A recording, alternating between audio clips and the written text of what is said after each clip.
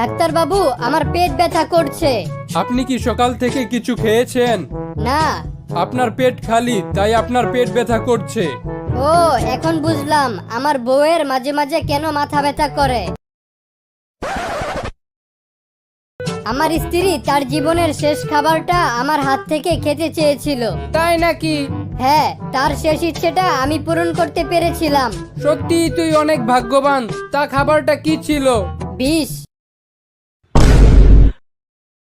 বল্টু, তোর স্কুলের রিপোর্ট কার্ডে লেখা তুই অনেক মারামারি করস, আবার লিখেছে তুই অনেক ভদ্র ছেলে। এর মানে কি? আমি কাউকে পিটানোর পর সবসময় মাফ চেয়ে নেই।